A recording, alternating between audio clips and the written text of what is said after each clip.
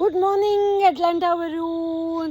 ह्या असं मस्त मस्त मस्त बाग झालेली आहे, पण ह्या वर्षी मी 5 कमळं लावली होती. आज आपण बघूया ती कमळं कशी आलेली आहेत. ओके, शेवटपर्यंत मज्जा बघायची आहे. हे बघा, हे फर्स्ट आहे.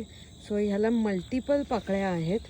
तर मला आठवत नाहीत ह्याच्या किती पाकळ्या होत्या. त्यांनी सांगितलं होतं ॲक्च्युली काउंट करून, पण काय सुंदर आलं आहे बघा. खूपच आवडलं मला. आता हे सेकंड आहे. कलर सेम आहे, पण ह्याचा शेप वेगळा आहे आणि आतमध्ये मल्टिपल म्हणजे फक्त 2 लेयर्सच आहेत. सो हा पहिला लेयर आहे, नाही 3 लेयर्स आहेत. हा दुसरा आणि मग आतमध्ये एक तिसरा. पण आतमध्ये काय सुंदर ना, जस्ट सनराईज होतो आहे आणि त्याच्या रंगात एवढं ते अजून छान दिसतोय तो पिंक.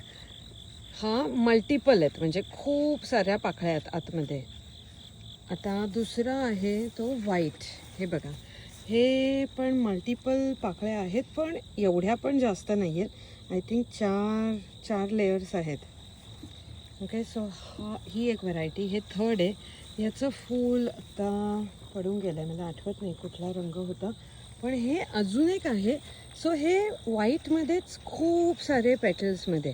सो आता ह्याचं पाकळ्या गळायला लागलेल्या आहेत, पण 2-3 दिवस उमलतात. पण काय सुंदर आहे ना, आणि सकाळच्या सनराईजमध्ये अजून छान वाटतं आहे.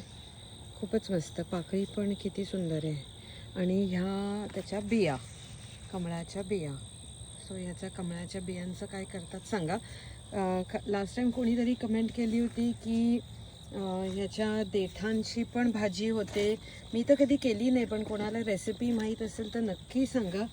पण बघा, जस्ट सनराईज होतो आहे आणि त्याच्या बॅकग्राऊंडवरती ही सुंदर सुंदर कमळं. चला, तुमचा दिवस असा छान जाओ. अच्छा, बाय बाय.